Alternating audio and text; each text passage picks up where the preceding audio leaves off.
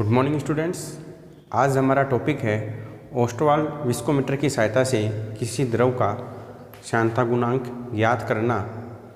यह topic chemistry practical में है तथा बीएससी फर्स्ट ईयर स्टूडेंट के लिए उपयोगी है।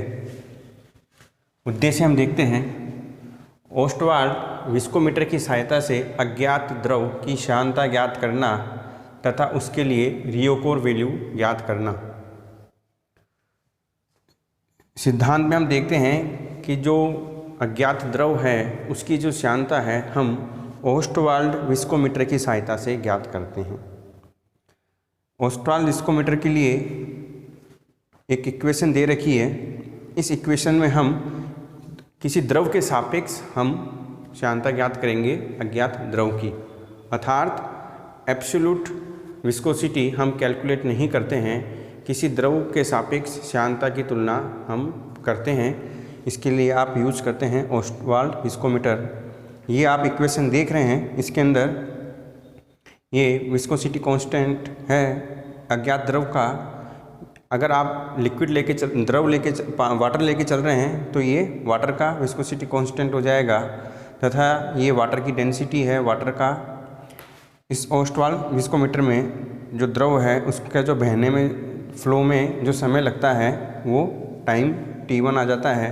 ऐसे ही इस अज्ञात द्रव के लिए डेंसिटी ये है तथा विस्कोमीटर में अज्ञात द्रव के बहने में जो टाइम लगेगा उसके लिए t2 टाइम हम लिखते हैं। अब देखते हैं सिद्धांत क्या है, श्यानता क्या है।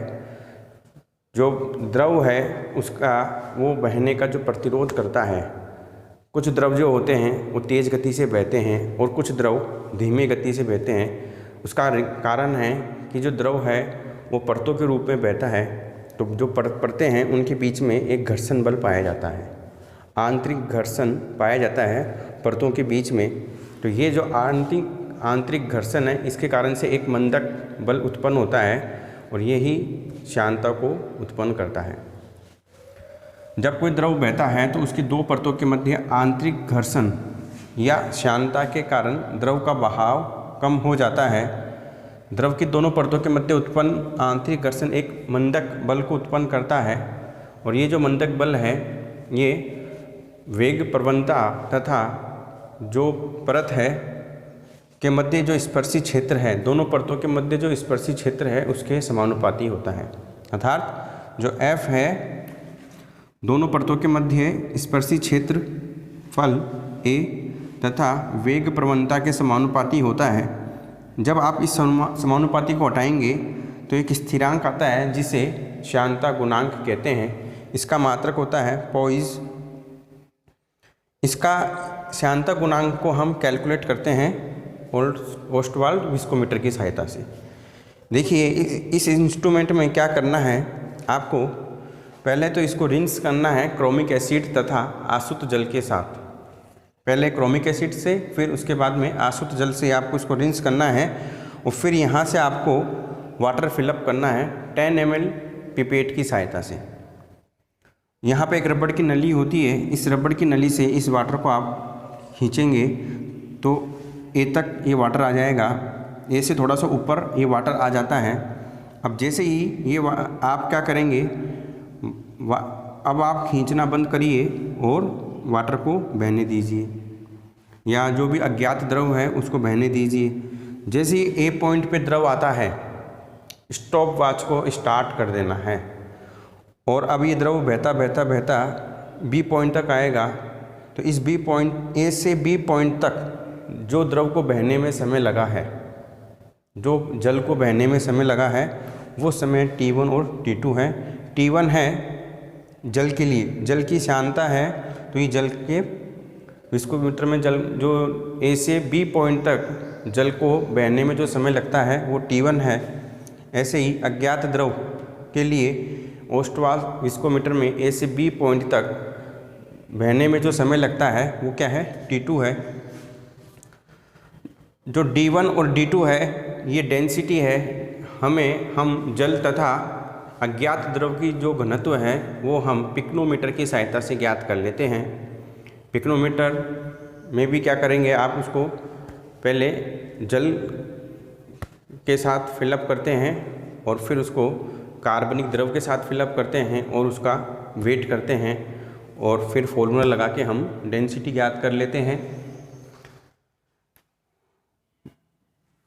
जो 25 डिग्री सेंटीग्रेड है उस पर जो जल की श्यानता होती है, 25 डिग्री सेंटीग्रेड पर जल की श्यानता 0.8937 सेंटीपोइज होती है तथा जो जल का घनत्व है 25 डिग्री सेंटीग्रेड पर वो 0.9970 ग्राम पर ml होता है। अगर हम अज्ञात द्रव एथिल एल्कोहल लेके चलें तो उसका 25 डिग्री सेंटीग्रेड पर जो घनत्व है वो 7.7850 ग्राम पर ml होता है। और ये जो समय है बहने का समय वो आप ओस्टवाल्ड विस्कोमीटर की सहायता से ज्ञात करते ही हैं। टेबल जो बनेगी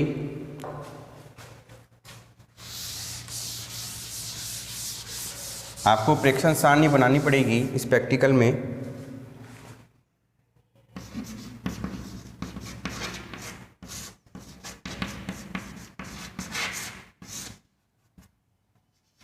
तो एक तरफ लिखेंगे जल को बहने में लगा समय, ऐसे ही एक इधर अज्ञात द्रव को जो समय लगेगा बहने के अंदर, यहाँ पे क्रम संख्या आ जाएगी। तो यहाँ पर आप प्रैक्टिकल रिपीट करेंगे। करेक्ट रीडिंग के लिए आपको प्रैक्टिकल बार बार रिपीट करना पड़ेगा। सेकंड के अंदर ये समय आएगा और फिर जो इनका औसत आएगा या जो करेक्ट रीडिंग आ रही है उसका मान आपको यहाँ पुट करना है। फिर नेक्स्ट है इसमें अज्ञात द्रव के लिए रियोकोर मान ज्ञात करना।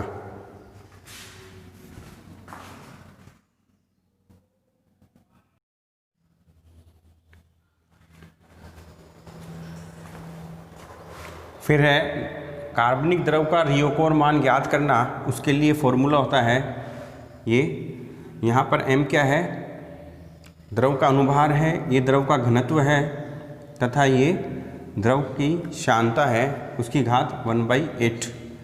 तो आपने जो श्यानता है वो तो कैलकुलेट कर ली ओस्टवाल्ड विस्कोमीटर की सहायता से जल के सापेक्ष लेते हुए, तथा m और d है वो एथिल अल्कोहल का अनुभार और एथिल अल्कोहल का क्या हो जाएगा, घनत्व हो जाएगा। और इस प्रकार से आप इसका रियोकोर वैल्यू ज्ञात कर सकते हैं।